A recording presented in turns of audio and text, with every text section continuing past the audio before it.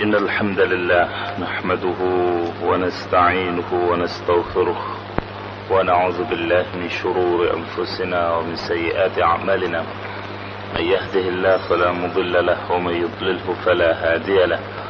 أشهد أن لا إله إلا الله وحده لا شريك له وأشهد أن محمدا عبده ورسوله صلوات الله وسلامه عليه وعلى آله وأصحابه أجمعين.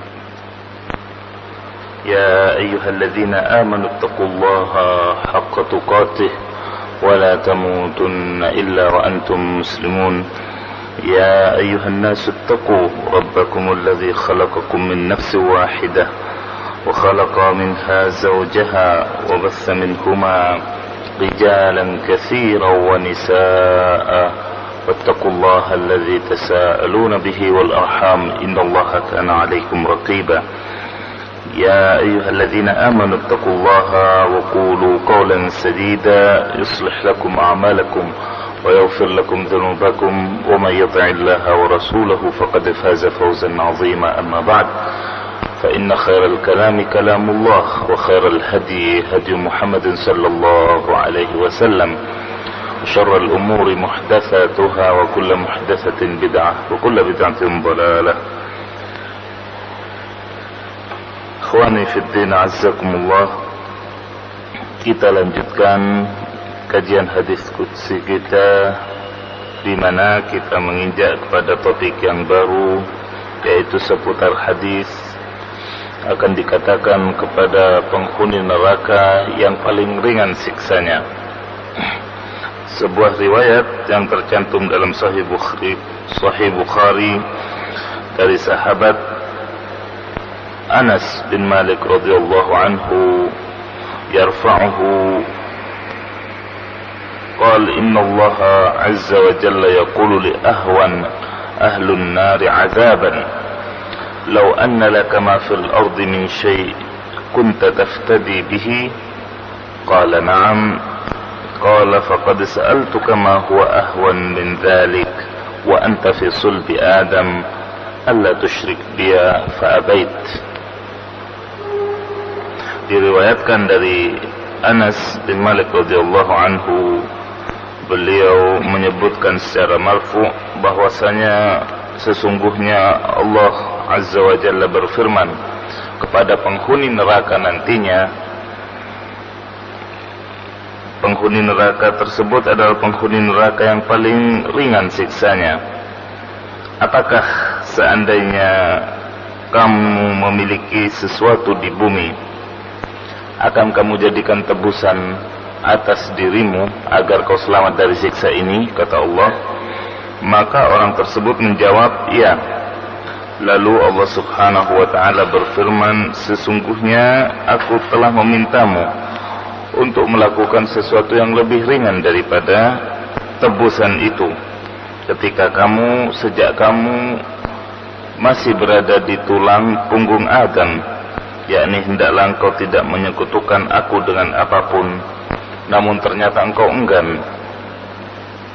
Kemudian dalam riwayat yang lain dan masih dalam Sahih Bukhari pula dari sahabat yang sama, Anas bin Malik radhiyallahu anhu berkata di sini dengan tanpa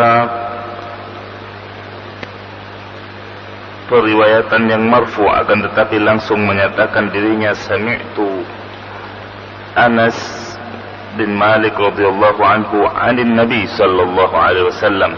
Disebutkan an-anah di sini secara an-anah langsung dari Nabi sallallahu alaihi wasallam, bahwa beliau berkata, yaqulullahu ta'ala li ahwana ahli an-nar 'adzaban yaumal qiyamah law anna laka ma fil ardi min syai'in أكنت تفتدي به فيقول نعم فيقول أردت منك أهون من هذا وأنت في صلب آدم ألا تشرك بي شيئا فأبيت ألا تشرك بي. Dalam riwayat ini sama ceritanya bagaimana Allah subhanahu wa ta'ala nantinya akan menanyakan kepada orang yang paling ringan siksanya di neraka, seandainya engkau memiliki sesuatu yang tersisa di muka bumi, apakah engkau akan menjadikannya sebagai tebusan agar dirimu selamat dari siksa ini? Maka orang itu menjawab, ya, tentu. Lalu Allah subhanahu wa ta'ala berfirman, dahulunya aku memintamu melakukan sesuatu yang lebih ringan daripada itu. Sejak engkau masih di tulang punggung Adam, akan tetapi engkau enggan melakukannya. Aku memintamu hanya untuk tidak menyekutukan diriku dengan apapun, namun engkau tidak melakukannya. Kemudian, ikhwani fiddin azzakumullah, Imam Muslim pun meriwayatkan hadis ini juga dari sahabat yang sama, Anas bin Malik radhiyallahu anhu, dan di sini dalam riwayat ini ada sedikit tambahan, ya, dialognya hampir sama, cuma di sini ada sedikit tambahan, wala udkhilakan nar fa abaita illa syirk.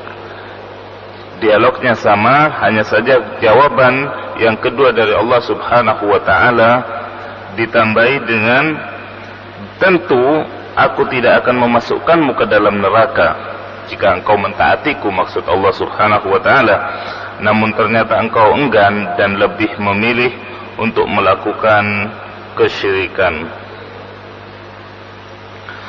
Kemudian dalam riwayat yang kedua dari Sahih Muslim dinyatakan sebagai tebusannya itu bukan sesuatu saja, bukan sesuatu yang ringan, akan tetapi ara'aita law kana laka mil'ul ardi zahaban akunta taftadi bihi, seandainya engkau di dunia memiliki, ya, emas seisi dunia, apakah engkau jadikan tebusan atas dirimu agar selamat dari siksa neraka?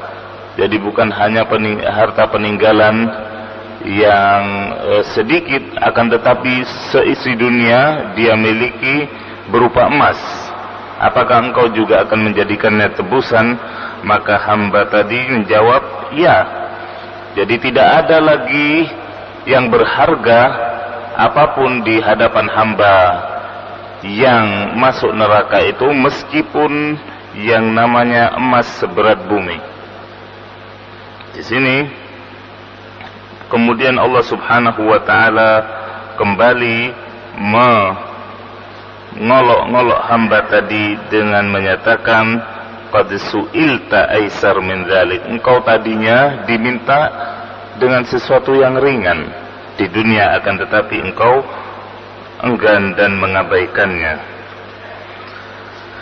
Di sini ikhwani fiddin azzakumullah, yang dimaksud oleh kalimat sungguh aku memintamu untuk melakukan hal yang lebih ringan dari itu, maksudnya Allah memerintahkan hamba tadi untuk melakukan sesuatu yang lebih ringan dibandingkan sedekah harta emas seberat bumi atau seisi bumi. Akan tetapi di sini Allah subhanahu wa ta'ala mengingatkan pula dalam hadis ini bagaimana Allah mengikat perjanjian ketika yang namanya anak Adam itu masih di tulang punggung Adam alaihissalam, dan ketika juga mereka berada di perut atau di rahim ibunya sebagai janin. Kemudian firman Allah subhanahu wa ta'ala juga, fayaqulu aradtu minka, aku, yaitu Allah subhanahu wa ta'ala, menuntutmu dan memerintahmu. Di sini yang dimaksud dengan aradtu yaitu iradah atau keinginan Allah subhanahu wa ta'ala adalah iradah syar'iyah, yaitu keinginan secara syar'i, dan ada iradah kauniyah. Jadi iradah keinginan Allah subhanahu wa ta'ala itu terbagi menjadi dua, iradah syar'iyah dan iradah kauniyah. Iradah syar'iyah itu adalah keinginan secara syar'i, keinginan agar seluruh hambanya menjadi taat. Dan ada yang namanya iradah kauniyah, yaitu hukum alam, lebih dikenal dengan hukum alam. Karena iradah inilah seseorang itu menjadi kafir, seseorang itu menjadi bermaksiat, dan hambanya menjadi pembangkang. Demikian seterusnya. Jadi yang dimaksud di sini dengan iradah adalah iradah syar'iyyah, keinginan agar hambanya menjadi. Semua ini sekali lagi adalah bentuk iradah dari Allah Subhanahu wa ta'ala. Sebenarnya kumpulan hadis tadi adalah merupakan penjelasan dari firman Allah Subhanahu wa ta'ala dalam surat Az-Zumar ayat 47, yaitu walau anna lilladzina zalamu ma fil ardi jami'an wa mislahu ma'ahu laftadaw bih min su'il 'adzabi yaumal qiyamah wa bada lahum minallahi ma lam yakunu yahtasibun. Dan sekiranya orang-orang yang zalim mempunyai apa yang ada di bumi semuanya, seisi bumi dia miliki, dan sebanyak itu berkali-kali lipat, sekali lagi. Jadi seandainya punya 2 kali isi bumi, niscaya mereka akan menjadikannya sebagai tebusan dirinya atas siksa buruk yang mereka temui di hari kiamat. Dan jelaslah bagi mereka azab dari Allah yang belum pernah mereka perkirakan. Di sini ikhwani fiddin azzakumullah, terdapat hikmah, yaitu anjuran dan ajakan agar manusia memaksimalkan apa yang Allah berikan, apa yang Allah mudahkan baginya dalam kehidupannya di dunia, untuk menjadikannya dalam ketaatan kepada Allah Subhanahu wa ta'ala, sebelum penyesalan yang tidak ada manfaatnya di saat penyesalan itu terjadi di hari kiamat. Dan juga menunjukkan hadis tersebut bagaimana yang namanya dunia dan isinya itu tidak berharga lagi bagi seseorang ketika dia telah meninggalkannya. Wallahu a'lam. Sebelum saya lanjutkan, barangkali ada pertanyaan seputar apa yang kita kaji bersama. Saya persilahkan. Bismillahirrahmanirrahim. Assalamualaikum warahmatullahi wabarakatuh. Waalaikumsalam warahmatullahi. Di sini saya selaku manusia hamba Allah dalam dunia ini, saya rasa kita ini dalam masjid seluruhnya masuk di masjid menyerahkan diri kepada Allah yang Maha Kuasa, apapun saja. Tapi dalam hal ini jangan ada yang salah paham. Mungkin ada yang melakukan tapi tidak paham. Ini bukan pertanyaan Ustaz, hanya kelurusan saja. Iya. Bila mana kita sholat berjamaah, tentunya kita membutuhkan apa yang keperluannya bagi kita ini, atau yang dimaksud yaitu dapat pahala daripada Allah yang Maha Kuasa. Yang diperlukan dan penting adalah shaf yang paling di depan harus lurus dan rapat. Tapi ternyata ada yang condong ke depan, tidak mau turut perintah imam bahwa luruskan shaf itu adalah satu kesempurnaan salat kita dan diterima amal kita, termasuk garis depan, baru 2, 3, 4 seterusnya. Mohon bantuan penjelasan dalam hal ini. Baik. Terima kasih. Memang betul perkara shaf adalah perkara yang sangat penting dalam salat kita, dan juga dari situ jangan dikira dari kelurusan shaf itu yang dianggap sepele oleh sebagian besar kaum muslimin. Justru pertama, Rasulullah sallallahu alaihi wasallam menganjurkannya atau memerintahkannya dengan lisan beliau. Kemudian Rasulullah sallallahu alaihi wasallam melakukannya dengan praktek beliau. Rasulullah memerintahkan, kemudian juga berjalan dengan shaf dan meluruskan dengan tongkat beliau shaf yang bengkok. Kemudian Rasulullah sambil juga memperingatkan umatnya, tidak hanya memerintahkan tapi juga mengancam mereka yang menganggap enteng perkara shaf dengan mengatakan la tusawwunna sufufakum aw la yukhalifannallahu baina qulubikum aw baina wujuhikum fi riwayah. Kalian luruskan shaf kalian atau Allah Subhanahu wa taala akan jadikan khilaf, pertentangan di antara hati kalian. Dan kita lihat kenyataannya bagaimana Allah Subhanahu wa taala membuktikan ancaman Rasulullah ini. Alhamdulillah masjid kita masih katakanlah tergolong masjid yang memperhatikan perkara shaf ini. Kita lihat banyak dari masjid-masjid yang lain shafnya yang masih renggang, selain tidak lurus juga renggang. Subhanallah, padahal setiap muslim yang akan masuk masjid tentunya dalam keadaan taharah, dalam keadaan suci, bajunya, kemudian dirinya juga.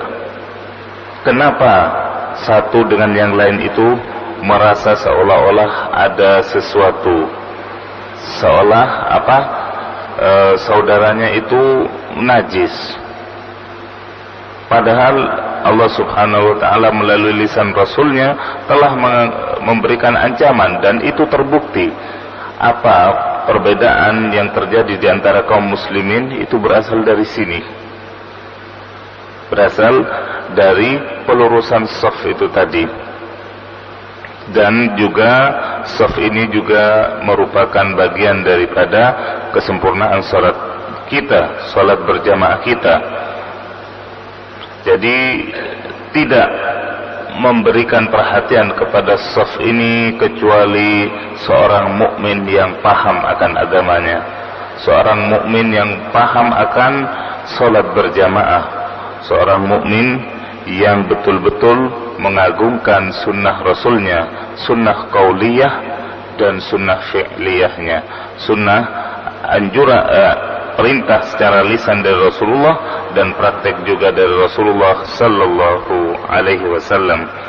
Wallahu a'lam. Naam, ada lagi? Silakan. Naam.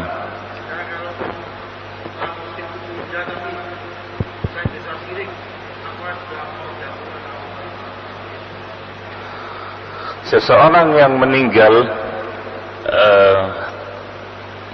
sedang dia dalam pernah atau melakukan kesyirikan, ya, tentunya dosanya tidak diampuni oleh Allah Subhanahu wa taala. Dan sebab melakukan kesyirikannya pun itu dilihat. Jika karena kejahilan atau kebodohannya akan ditanya mengapa dia tidak mendengar, tidak membaca apa yang Allah mudahkan baginya. Akan tetapi jika memang kebodohan atau kejahilan akan kesyirikan yang dia lakukan itu, maka maka orang tersebut berada di bawah masyiah Allah Subhanahu wa taala, di bawah kehendak Allah. Jika Allah menghendakinya, Allah akan mengampuninya, dan jika Allah berkehendak akan menghukum dengan keadilannya, maka orang tersebut akan berada atau merasakan azab Allah Subhanahu wa taala, wal iyadzu billah. Karena Allah Subhanahu wa taala berfirman, "Innallaha la yaghfiru an yushraka bihi syai'an wa yaghfiru ma duna dzalika liman yasha." Sesungguhnya Allah Subhanahu wa taala tidak mengampuni hamba yang melakukan kesyirikan dengan sengaja, dengan pengetahuannya. Akan tetapi Allah Subhanahu wa taala mengampuni dosa yang selain itu. Naam.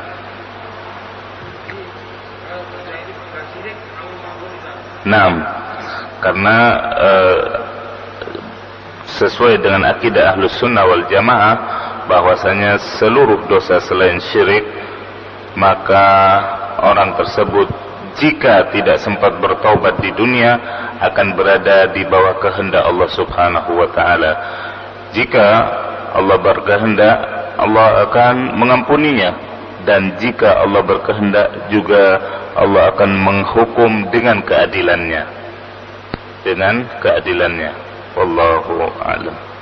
Assalamualaikum warahmatullahi wabarakatuh. Waalaikumsalam warahmatullahi. Saya ingin bertanya, Pak Ustadz tolong jelaskan mengenai sholawat yang sahih.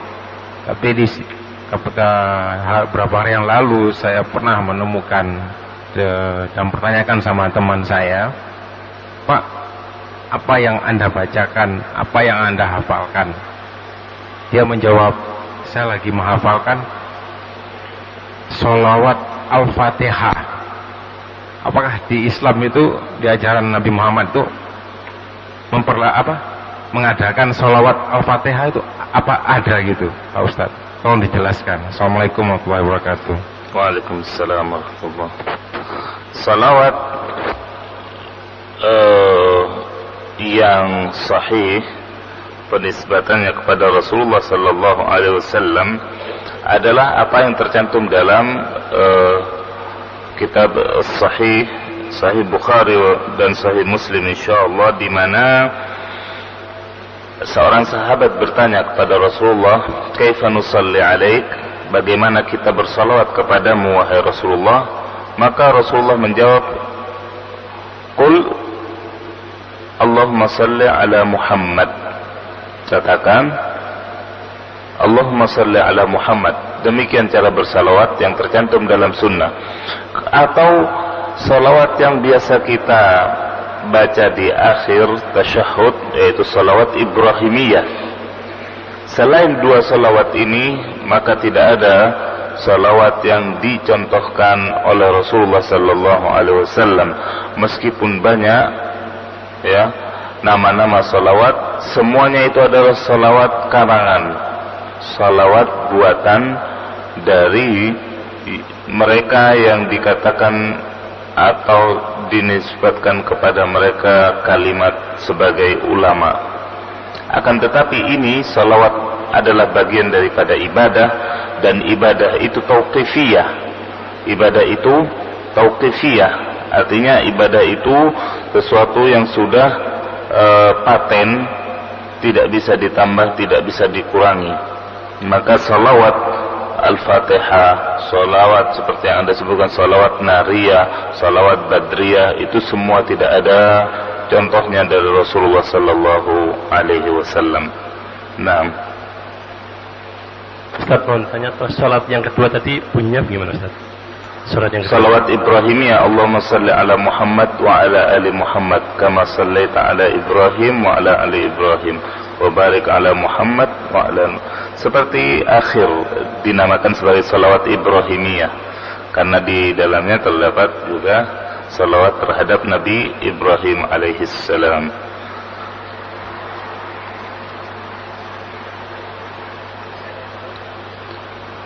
Ya, silakan.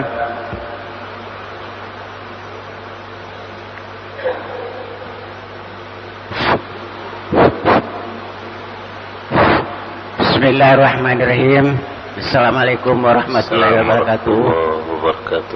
Nah. Ini mungkin sudah banyak mengetahui sejak dari nenek moyang kita sampai sekarang ini turun-menurun manusia daripada keturunan Adam dan Hawa.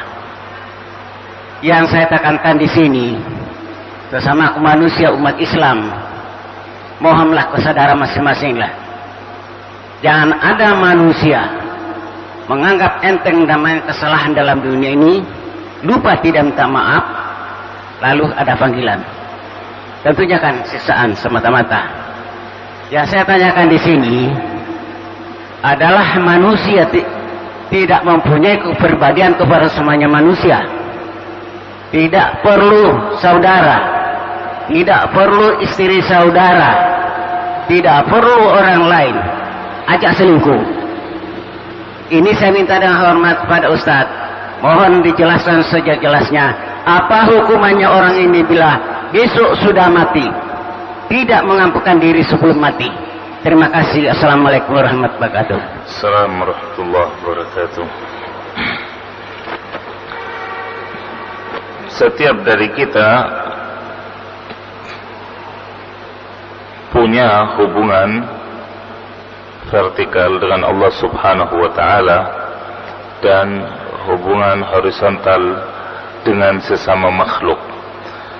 Biasa dikenal dengan hablum minallah dan hablum minan nas.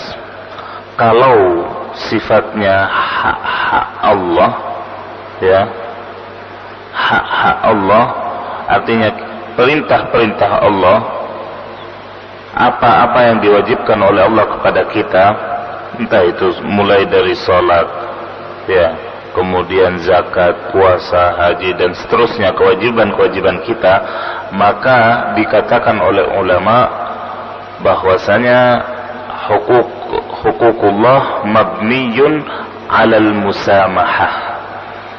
Kalau hubungannya dengan Allah Subhanahu wa taala itu masih ringan, dalam artian ringannya bukan kita mengentengkan kewajiban tersebut, akan tetapi kita bisa langsung berurusan dengan Allah.